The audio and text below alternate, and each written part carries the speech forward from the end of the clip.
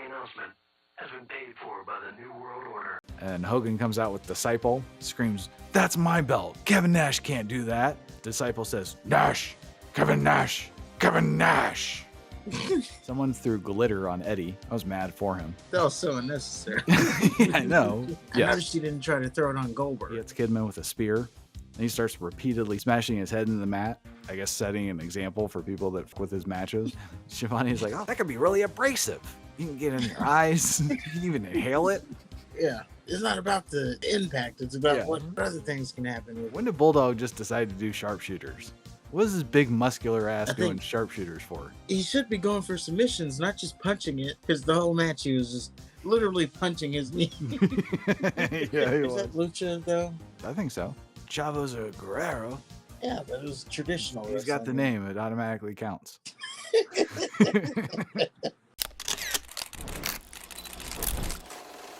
Got WCW Spring Stampede 1998. And it starts off with a video package. And all hell is seemingly breaking loose within the NWO. Hogan is in the ring saying that there's no NWO power struggle. Macho Man was never part of the plan, whatever that is. Savage guarantees that he's going to beat Sting and make sure Hogan's at a lower NWO status than Virgil. True story. Nash says something about shooting Hogan right between the eyes. Hogan says if Nash watches his back, he'll do the same for Nash. Nash just threatens to beat the hell out of Hogan, Giant, and Piper with a baseball bat because they're in a bat and a pole match later. So Hogan can safely expect Nash to not watch his back, I'm assuming. So we're in Denver, Colorado. A god-awful country song plays. It's like generic country. Couldn't even get Garth Brooks. Well, I don't know if this was just your feed, but, they're paying royalties on those. Oh, that's true. You're right. So yeah, it would be a generic country. But it's still WCW. So I could go either way. Today, Shivani and Heenan are on commentary. Tanay gives us breaking news that Savage will be able to remove his cast before the match with Sting. Also, Savage and Sting agreed that this match should be fought under no disqualification rules. Shivani says that it's going to be a hell of a volatile main event. Then he talks to Heenan about the bat match. Heenan's sniffing the air, claiming they can smell the fear coming from the NWO. He goes on to say that they have a triple header. They have the balls, the bat, and the big sluggers, whatever that means. And he smells the air and that someone is going to get hurt tonight. So the bat on a pole match and Sting versus Savage are the highlights that they want us to walk out of this pay-per-view with.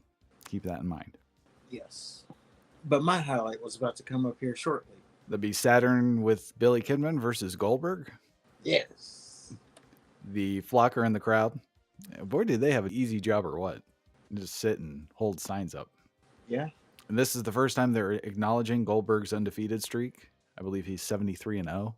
Which is crazy that he's already had 73 matches. This is like his third pay-per-view. Yeah, he had that unannounced match and Mongo, Brian Armstrong, and then this one. Yeah. Saturn's hair choice was really odd. Kind of looked like a South Park character. Yeah. He's going to be letting it go soon. So. Well, it starts off with Saturn trying to wrestle and Goldberg obliged. He had a standing body scissor and almost an ankle lock. Kidman tried to help Saturn, and he got He-Man tossed out of the ring into Saturn. Saturn hit a leg sweep and a springboard leg drop. Then he did an elbow drop from the middle rope. And then he went for a cover, and Goldberg barely let him get a 1 count. Goldberg counters a suplex with a modified swinging neckbreaker. He did a gorilla press slam into a world's strongest slam. Saturn hit a T-bone suplex, a super kick, then he dumped Goldberg out of the ring. He dropped Goldberg into the steel steps and smashed Goldberg's arm with him. And he had a Frankensteiner from the apron. And then Saturn just decides to springboard off the apron onto the floor for no good reason. Like, it looked like he was going for a Cody cutter or something. I don't know. Somehow Goldberg got hurt by that, and Shivani suggested it was the thin air. Yeah. They tried. I guess. Saturn hit a spin kick from the top rope and goes for a cover. Fucking Goldberg still immediately kicked out. I was laughing. Like, no, you're not even going to get the 2 count. And his selling. I don't think Goldberg's ever gotten his ass kicked. He hasn't crossed Jericho yet, I don't think. He's going to learn soon. Saturn gets Goldberg in an armbar, and Goldberg just stands up and stomps on him. Then he hits a super kick, the career-ending super kick. He does a short arm clothesline, and he plants Saturn with a spear. He goes for a jackhammer. Kidman distracts the ref. Saturn uppercuts Goldberg in the balls, which they tell us is the first time the jackhammer's ever been blocked. Saturn goes for a superplex. Goldberg blocks it, and he gorilla press slams Saturn off the middle rope, which is kind of cool. And then the flock just flock to the ring.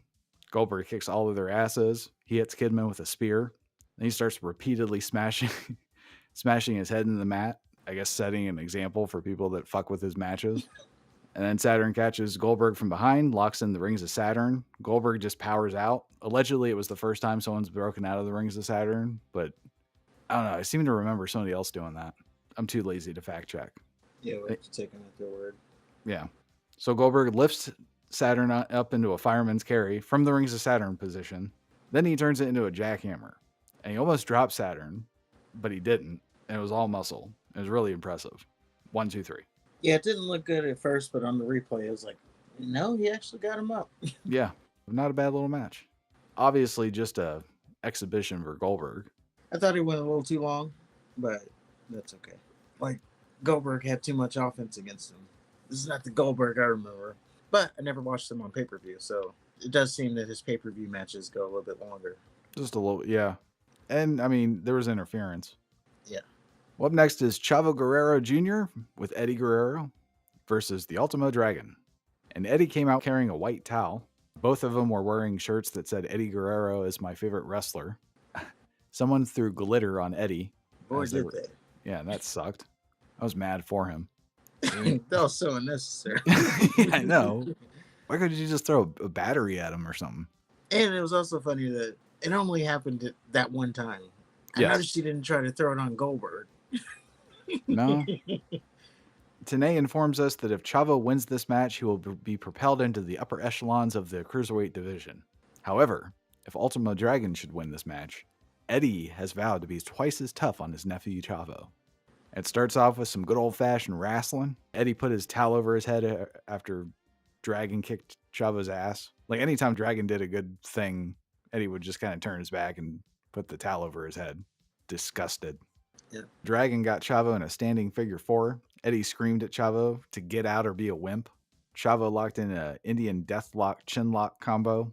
Commentary was all kinds of impressed. They're like, I've never seen that before. There's always like one move that they just haven't seen before. Which is good. Eddie got mad at Chavo for not cheating. And then they go back and forth and have a really good match. Like, they had a really good match. The story was on the floor and the focus was between Chavo and Eddie. But in between that, they actually had a fucking good match. Yeah. Ultimo Dragon did look like he was on his A game. Yeah, he was doing the kicks. Chavo was doing the head scissors. They were doing submissions. Dragon did his headstand thing. Yeah, it was great. So Dragon ends up hitting a springboard moonsault. Eddie got in Chavo's face to remind him it's going to be twice as hard when he loses. Chavo's writhing in pain on the floor, and Eddie's just wagging a finger in his face. It's going to be tougher for you. Chavo did a suicide dive where it looked like he flipped right over Dragon. And Dragon ends up going for a top rope move. Chavo countered with a drop kick straight to the dick. And this stops the match. And Dragon's rolling around, cupping his balls. Ref is yelling at Chavo for kicking Dragon in the balls. And Chavo's trying to check on Dragon to make sure he's okay. Eddie's flipping the fuck out on the floor. He's like, what are you doing? What are you doing? Because Chavo's not taking advantage of the injured opponent. So he ends up getting in the ring. He slaps the shit out of Chavo. Get him! Well, Chavo hits a brainbuster and says, that's for you, Uncle Eddie. Eddie yells at Chavo for taking too long to beat on Dragon. So Chavo goes for a tornado DDT. Dragon counters with a Dragon sleeper, and he's forced to tap. After the match, Eddie gets super pissed. And he screams, what do I have to do to get you to win? And he pantomimes how Chavo lost his mind after Dragon got hit in the balls earlier. So Eddie starts slapping Chavo. Chavo says, I don't cheat to win. This gets Eddie even more pissed. Yeah, it's a damn good match. Dragon was clearly the veteran, but Chavo had a ton of heart. Eddie flipping out on the floor was great. It made the match, obviously. I thought Eddie was going to end up throwing the towel in for Chavo. Like, I thought Chavo was going to be on the verge of winning, and then Eddie was going to throw the towel in. Like, oh no, I've seen too much. Chavo forfeits. Yeah, when he came out with the towel, I was like, oh, he's going to throw the towel in. But no, they went the other direction. Mm-hmm. It was great. And Eddie going crazy because Chavo wouldn't take advantage was also great. Yes. Famous Guerrero temper. Yeah. Chavo, all he had to do was take advantage. But yeah, Chavo can go. Who knew? Yeah, I just remember him in WWE, specifically when he was that white guy gimmick. And it's like, man, I could never imagine that guy jumping over the top rope like that. I remember Pepe, and I remember Uncle Eddie. I guess I was so disgusted by his WWE run that I never really watched all of it. I can't remember it too much, but I just remember he would wear like a And, like, it was sweater and he had something it like white. tied over his neck. And he was like, yeah. I assume that's what he was supposed to be, a white guy. He was. Because his name was White. Yeah, he changed his name to, I think it was like Chucky or something. Kerwin. There it is, yeah. Yeah, so I could never see that guy jumping over the top rope. That's one of the most infamous gimmicks, too. Yeah, because he just threw his They hair. whitewashed him. Yeah, I remember he had like dyed hair. He was talking different. Like he emphasized that you should emphasize your letters. I pronounce my E's and my R's. Yeah, pretty much. Yeah, good shit. Hopefully they have more pay-per-view time. Well, we go to the internet location. As you remember, the internet position was obliterated at Uncensored by Diamond Dallas Page and Raven. Fortunately, they built a internet location. So Tony the Tiger is asking DDP about Goldberg. There's a dude that looks like a white Jonathan Coachman sitting in silence right next to him. I think he's answering the questions. I don't know what he was doing. DDP says, a year ago, I hit Macho Man Randy Savage with a diamond cutter. Tonight, it's Raven. DDP's going to get the belt back from Raven, and he's going to end his charade as run as champion. So I don't know what that says about DDP's run if he's hitting Macho Man last year and now he's with Raven. Well, he's champion. There's that. Then we have Chris Benoit versus Booker T. This is for the WCW World Television Championship. No time limit. Normally, it's 10 minutes on TV, is what they said. And it turns out the last two Nitros, Booker and Benoit, wrestled to draws. So that's why the time limit was taken away. There must be a winner.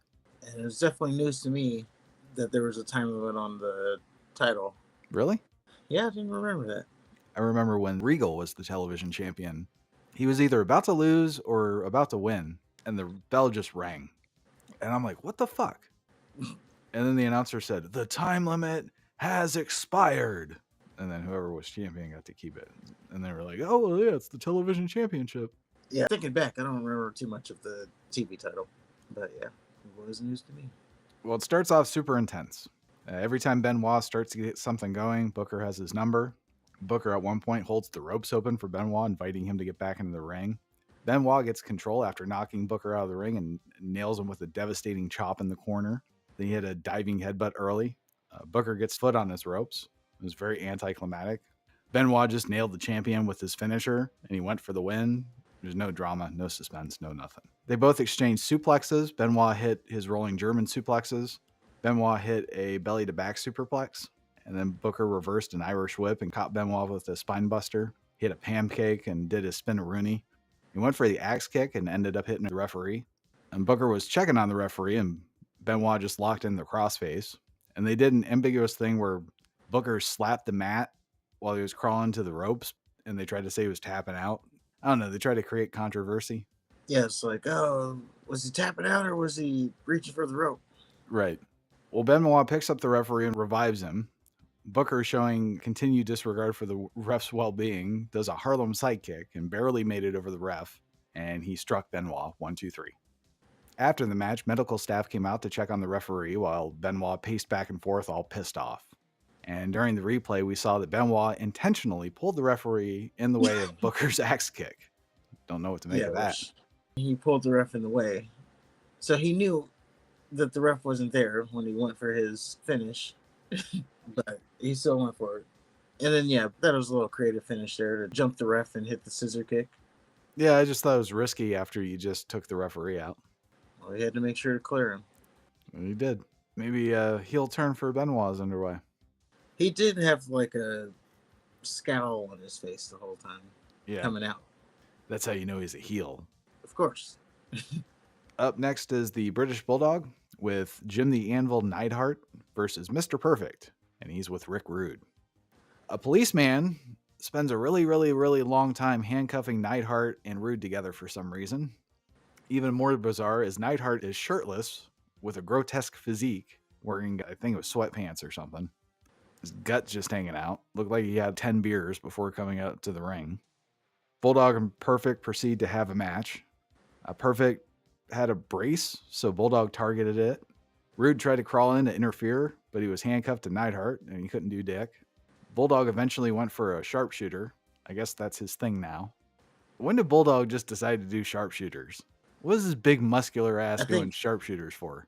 Because Henning had the brace on, and it's like, he should be going for submissions, not just punching it. Because the whole match he was just clubbing, punching his knee. Yeah. Literally punching his knee. Yeah, he was. And kicking, and yeah. So that, they're called out on commentary. He should go for a submission, and then he finally did. Yeah, but a fucking sharpshooter? Well, it's just a call out for him, his cousin, or whatever he is. I don't know. The Brett I know would take him aside, like, hey, if you're gonna do my finisher, you better be the fucking finish of a match. That's some little bullshit highlight. There's that too. So on the floor, Neidhart is tussling with the cop for some reason. Like, he has him by the throat, and Rude is unlocking the handcuffs. I guess Neidhart is oblivious to that. He's so enraged by the cop. Dumbfuck Neidhart is attempting to choke the police officer to death. Yeah, he's too distracted. Rude cuffs him to the ring post. And again, he doesn't notice, even though his arm's flailing. And Rude was not quick about it. He wasn't like a locksmith or anything like that. He took a fucking long ass time to unhook himself and then hook Neidhart onto the ring post. Yeah, it's just one of those things. Wrestling. It's like, oh, well, how fast can you really get it done? Faster than that, I would think. Well, he had a problem getting the key to work. As a matter of fact, he couldn't get the key to work, and then he was looking for like the next key on the hook.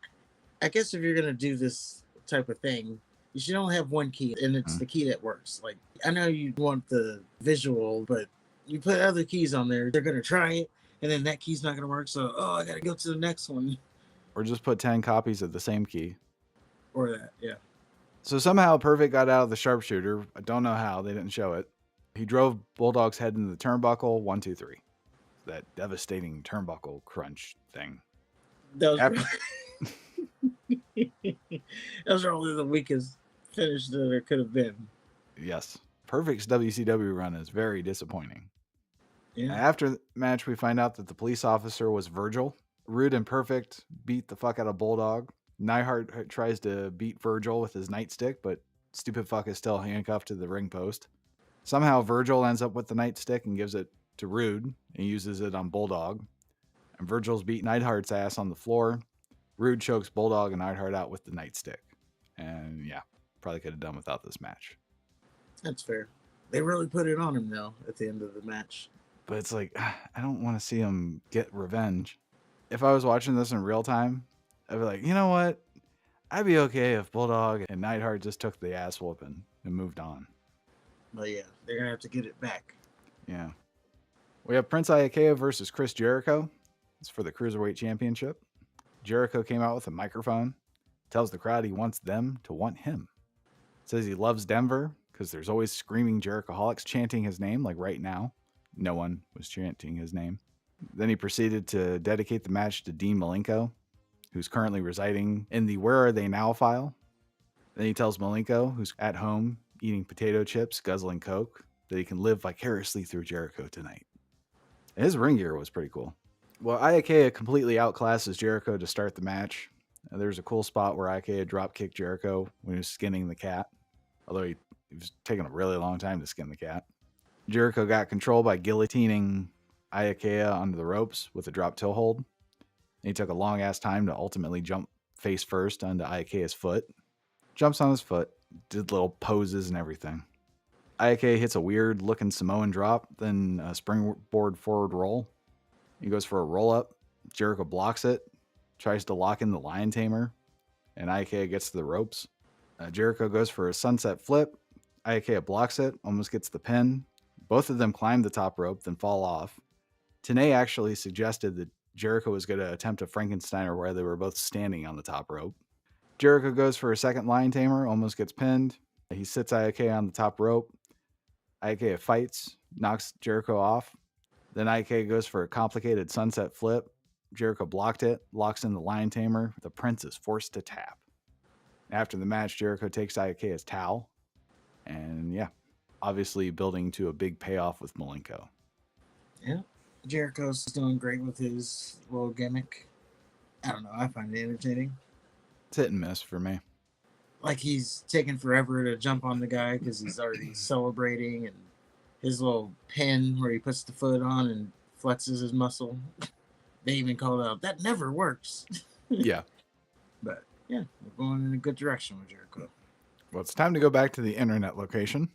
Tony the Tiger is telling Raven that he's not fooling anyone. The U.S. title he's holding belongs to DDP. Raven says, as William Shakespeare once said, revenge is a dish best served cold. And tonight in Denver, Paige, there will be no haven, there will be no sanctuary, there will be no place for you to hide. You will feel the even flow. Quote the Raven, nevermore. Really looking forward to that match. Scott Steiner and Buff Bagwell versus Lex Luger and Rick Steiner. Bagwell comes out with a cast on. It looks like it's just a bunch of tape and some tissue paper. Scott rested on his shoulders as they walked to the ring, which I thought was funny. Bagwell grabs the mic to tell the ring announcer to declare the match canceled. Bagwell says, despite my injury, we got dressed and we were about to wrestle, but my lawyer told me not to just before we walked out because of what stupid J.J. Dillon said. Dillon makes his way to the ring. Turns out Dillon said that if anyone doesn't have a doctor's note, they can't wrestle. And unfortunately, Bagwell doesn't have a doctor's note, so this match ain't gonna happen. Steiner grabs the mic, says, I was ready to kick Rick Steiner's ass, but my brother didn't want any of us. Then he grabs the ring announcer by the throat to tell him to cancel the match. Finally, Dillon gets to the ring. He says that, you're trying to tell me you're hurt bad enough that you need a doctor's note to wrestle? Bagwell holds up his wrist and yeah, it's definitely just tape. Says, that's right, I'm hurt. And as you can see, no note. Gene wants to know if Bagwell's full of shit. Dillon says, for once, they're absolutely correct. However, because of the situation with Randy Savage and allowing him the maximum recovery time, WCW has flown in one of the leading orthopedic surgeons in the country. Dillon says that he'll not only take a look at Bagwell's arm, but he can get that goddamn note so Bagwell and Steiner can wrestle. Bagwell says, fine, get him out here. And Doctor's already standing ringside. So that didn't take long at all. So the Doctor starts untaping Bagwell's arm. Bagwell goes nuts and snatches Dillon by the tie with his injured hand, proving that he was lying the whole time. Doctor clears Bagwell on the spot and we're on. So Luger and Rick Steiner come out and a brawl ensues. Rick does a power slam to Bagwell. Scott attacks Rick from behind. Bagwell and Scott take turns kicking Rick's ass. Rick catches Bagwell with a power slam. Luger gets a hot tag and runs wild and signals for a torture rack. Scott Steiner stops it, but he's chased to the back by Rick. Meanwhile, back in the ring, Bagwell misses a blockbuster and Luger gets Bagwell in the rack and he's forced to tap.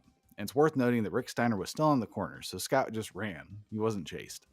No, he came back. I guess he chased him off and then came back. Well, he was quick.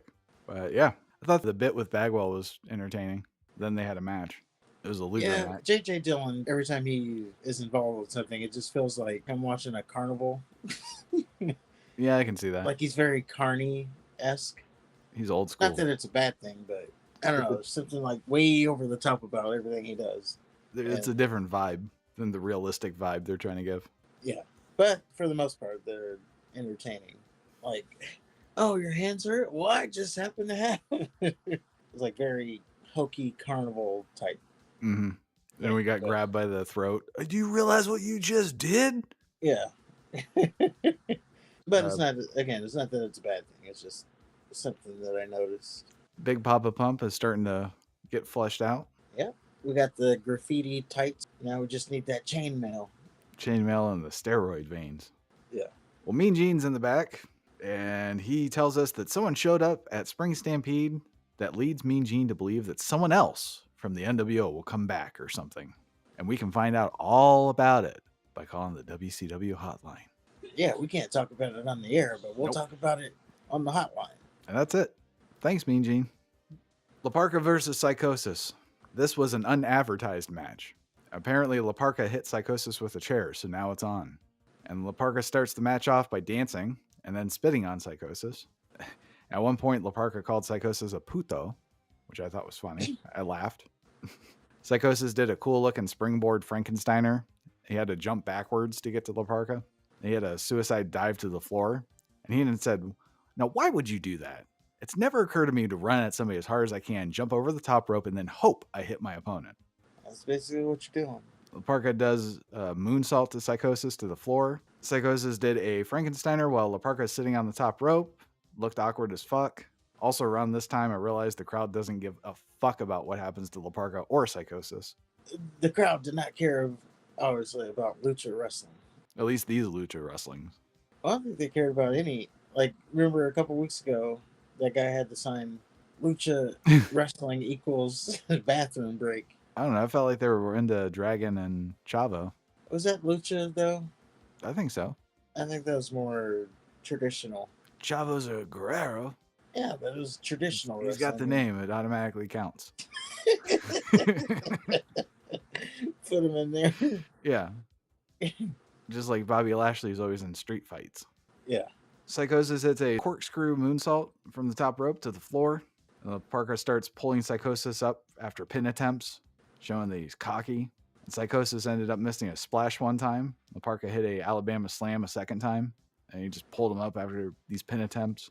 La Parka goes for a power bomb. Psychosis countered with a Frankensteiner. La Parka got up, stomped on Psychosis, decided to woo on the ropes, and Psychosis came up from behind with a drop kick. La Parka got tied up on the ropes. Psychosis hit a guillotine leg drop, 1, 2, 3. And then Psychosis spoke in tongues in the camera after the match. They said this was unadvertised and it could have stayed that way. I think also some of it was because seemingly they're having a match to have a match. Like, there was no stakes of title on the line or anything like that. Yeah. Apparently there was a story behind it, but there's no baseball bat hanging above him. Yeah, there's just like having a match to have a match to fill time, essentially. That's what they did. When I was watching this match, I was watching it, but I guess started daydreaming or whatever. It was hard to get into. Yeah, I'm watching it, but I wasn't thinking about what was going on.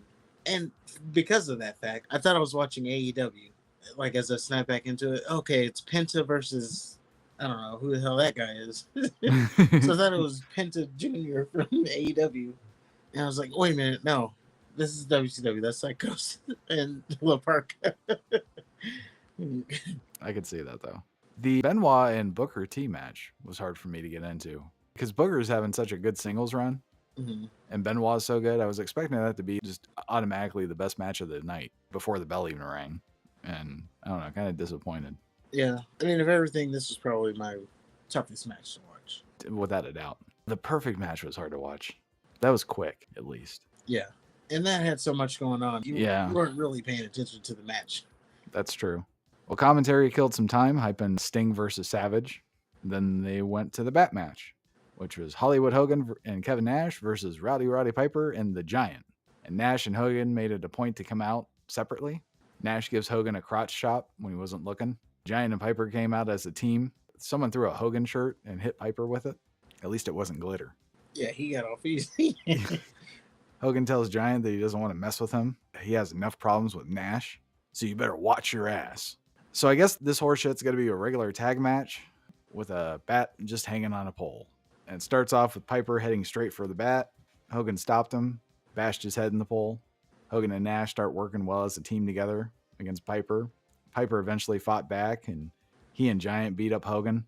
Piper headbutted Hogan, and they both fell on their ass because it hurt them both. Hogan ended up using his weightlifting belt on Piper. Giant got tagged in, and he spanks Hogan with the weightlifting belt. Then Giant put Hogan over his knee and starts spanking him.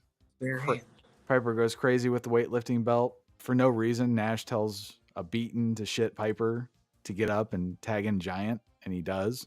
Giant and Nash glare at each other from separate corners. They meet in the middle of the ring. Then they go at it. Nash gets over on Giant. Piper tries to help at one point, and Ref goes to yell at Piper. And Hogan chokes Giant from the corner while Nash just laughs. He's laughing at Piper, taunting him. Nash clotheslines Giant. Giant ends up no-selling it, and they big boot each other. And Hogan and Piper get tagged in. Piper proceeds to beat the piss out of Hogan. And Nash gets fed up, snatches Piper. Piper kicks him in the dick. Then Giant drop kicks Nash out of the ring. Piper locks in a sleeper hold to Hogan, and he gets to the ropes. Because they can use the bat, but rope breaks are a thing. Piper and Giant Don't you get it? It's a No. regular match, but whoever gets the bat gets to use it. It's not a non-DQ match. It's just whoever gets the bat now has the designation to be able to use the bat in the match.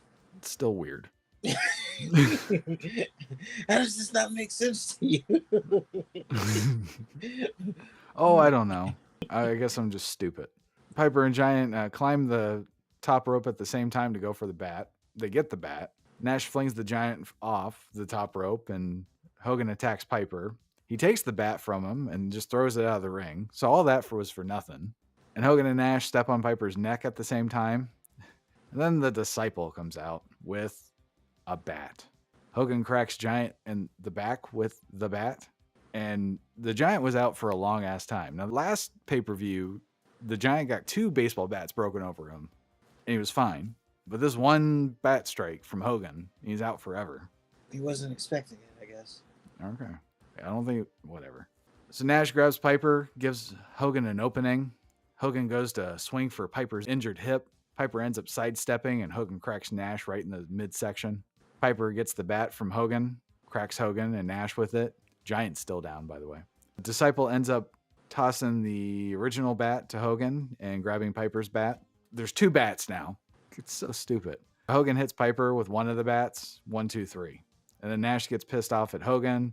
Hogan begs off Nash, convinces him to powerbomb Giant, and Hogan turns on Nash when he goes for the powerbomb. And Giant chases off Hogan, helps Piper to his feet before screaming, "You're gonna pay!" Norton and Virgil came out to help Nash. Yeah, it's officially imploded, the NWO, I guess. About to see some Wolfpack. Yeah, so we're gonna have to see what comes of that. Yeah. I do believe Hogan's not in the next pay-per-view, so I might have to wait. Where's he going? I don't know. Some movies. Sure. I don't know. Overall, I was entertained by the match. Really? But given everybody who was in it, obviously. Like, Piper just knows how to get the crowd into it, I guess. Like, they came unglued when he was doing his stuff. And then when he got the bat, unfortunately, that was short-lived. The ending was a little much. But outside of that, I don't know. I was entertained. I don't know. When the Disciple came out, my heart sank. It is funny that he just, like, follows Hulk Hogan, pretty much. He sure does. And I was thinking that Piper's moveset is very cartoony. And I can't imagine that he has evolved that much. Mm-hmm.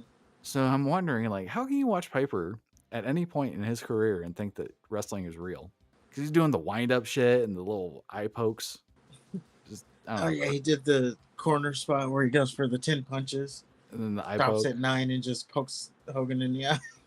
Yeah, it's just very funny. Yeah, I guess that's what gets people into it. Because he did control the crowd pretty good. Well, then we have DDP versus Raven. Raven's rules match for the WCW United States Heavyweight Championship. Raven took his time to the ring so Sick Boy can grab DDP from behind. Raven ended up hitting Sick Boy with the title because he's a dumb fuck and he can't catch a break. DDP kicks Raven's ass. Raven goes for an even flow early. DDP went for a diamond cutter early. They fought on the stage area. Raven got flung off a stagecoach he tried to climb for some reason. Page jumps on Raven from the stagecoach. They had the nerve to call it a double axe handle. Did you see how wobbly that was? It's a good idea, but yeah. I'm not criticizing Page. I can't think of anything else you would do. Like, he's not going to do the 450 splash. Yeah, but for them to jumping insinuate off that it's a double axe handle, no, he just fucking jumped on him. Fair enough. He did something. Yeah, he just jumped on him. That's it. He attacked him. It doesn't have to be a scientific move. It's certainly not. It was not a double axe handle. He hit him with one hand. There's nothing double about it. So Page throws. I thought it was more of an elbow myself, but if anything, Okay, yeah, an just elbow. like a straight arm elbow. I would have bought that. Oh, he hit him with an elbow. Fine. They did that with Saturn. Tried to fucking sell that as an elbow attack. Yeah. Nitpicky, but it just bugged me. DDP throws Raven through a couple wooden fences. Then they take out the internet location again. DDP tried to suplex Raven through the table and he just missed it completely. Or it moved. One of the two. Either way, Raven did not have a good time there. Raven smashes a cake pan over DDP's head, shattered. Then he splashes DDP on a table, not through it, because they used the impossible to break tables. And Raven beats Page with a cowbell and drags him back to the ring with it. Sick Boy handed a kitchen sink to Raven to use on Page. Raven ended up eating a drop toe hold on it. Kidman tried to attack Page, but ended up hitting Raven instead. Like he tried to splash. Sick Boy cracked Page in the back with a crutch. Raven calls on Van Hammer to clothesline Page from the top rope while Raven holds his arms back. Of course, Van Hammer ended up nailing Raven. Raven uppercuts DDP in the balls. Calls on the big man Reese to come in. Reese gives DDP a double choke slam. That gets a 2 count. Reese just slowly leaves while watching the whole thing. It's like, well, that didn't work. Let me just go back to what I was doing. Lodi tosses Raven a stop sign. DDP gets a hold of it, starts cracking skulls. Kidman jumps on DDP's back like a woman, so Page can turn it into a diamond cutter. It was cool, but not a good look for Kidman there. Especially when, I don't know if his feud with Hogan makes it to a pay-per-view, but that happens. We're going to see some dark shit. I saw it noted when I was looking at the notes for this show. So this is around the time the 83 weeks ended. So WWE has beat them finally in the ratings before around this time. I can kind of see that. I mean, this wasn't terrible, but I can see the chink in the armor, so to speak. Starting to get hokey. Yeah. A little bit too much hokey. Just a little bit. Like, how many rough bumps can you have in a pay-per-view? Did have a lot. So after the diamond cutter, some guy, I think it's Horace Hogan, hits Page with the stop sign, and then Raven hits the even flow DDT 1, 2, 3. And it's worth noting that now Raven has earned the right to hand the U.S. title over to Goldberg. Yeah. I was wondering, because, they kept saying, oh, yeah, whoever wins this match, they have to face Goldberg tomorrow. It's like, well, clearly it's not going to be Diamond Dallas Page yet. Right. I was trying to remember. They do have a match, him and Goldberg. And I don't remember if he gets fed to Goldberg or not. So I'm assuming he does. He loses, but it was a good match. So you remember it too. Then. Page is still on the rise. So is Goldberg. And Goldberg's not quite established enough yet to beat Page. He's getting there, though. Clearly. Especially the reaction, like, they have to fight Goldberg? Yeah. And then the whole match, Heenan was like, imagine what these men are going through right now, and you got Goldberg coming up. Raven took a beating tonight. Just imagine what Goldberg's going to do to him. Yeah. And I didn't even think he said, congratulations, your prize is you got to face Goldberg. Yeah. Gave Raven no chance. Randy Savage with Miss Elizabeth versus Sting. No disqualification. WCW World Heavyweight Championship. Shivani before the match said, now we just saw a Ravens Rules match. Ravens Rules. Now we get to see a no disqualification match. Just letting us know it's going to be the same shit. Buffer does his announcing. Says this is a rematch between two men who despise each other.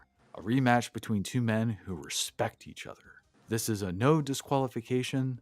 I repeat, no disqualification match for the undisputed WCW Heavyweight Championship of the World. And Savage is attacked before the bell rang. And even though Savage's cast is off his arm, it's still injured. So you'd think he would just have left the cast on then. Then they fight to the floor, start tossing each other into shit all the way up to the entrance ramp. Sting awkwardly cracked Savage over the head with a bale of hay. Shivani's like, oh, that could be really abrasive. You can get in your eyes. You can even inhale it. Yeah. It's not about the impact. It's about what other things can happen with it. They fight some more. Savage tried to hit a pile driver. Sting blocked it. Later, they fight on the floor, and Sting suplexed Savage on the concrete. When they get to the ring, Sting goes for a sharpshooter, but it's blocked. And then Sting tries to go for a Stinger splash. Savage sidesteps it. He pulls the ref in the way, and Sting just stops short. He's like, ah. Savage ends up decking Sting in the corner, which, of course, sandwiches the ref, so he's out. And Savage gives Sting a pile driver, then climbs the top rope. Sting no-sells the pile driver, and he's waiting for Savage on his feet. Miss Elizabeth comes up from behind and delivers a thunderous chair shot. And she swings with the legs out, making it more devastating. She could really hurt somebody with that. Yeah. And Sting ends up no-selling the chair shot too and bows up to Miss Elizabeth. Savage goes after Sting. Sting ends up Stinger splashing Miss Elizabeth in the corner. Sting was all like, oh, Miss Elizabeth. Just trying to tend to her lifeless corpse. Savage comes up from behind and he delivers a man's chair shot to Sting. And that actually took him out. And he attempted an elbow drop while Sting's head was placed over a chair. And Hogan came out of nowhere. He pushed Savage off the top rope. Savage goes for something but fucks it up. And Sting hits a scorpion death drop. And Nash comes out of nowhere. He jackknifes Sting. And then he drags Savage over Sting 1, 2, 3. So Savage is our new World Heavyweight Champion. And Nash revives the ref to make sure that Savage is declared the winner. Fans rightfully throw trash in the ring.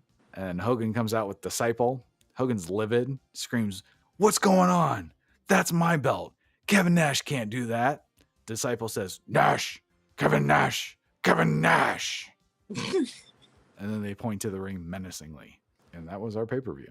I was in shock. I'm going to be honest. Wasn't it just the last pay-per-view that Sting won the title? It was like 1 or 2 pay-per-views ago. Did his one defense against Scott Hall. Yeah. Yeah, I was in shock that he's so quickly lost the title. To Savage, of all people. Yeah, good for Savage. We'll see. But, is he just going to be a stepping stone for Hogan?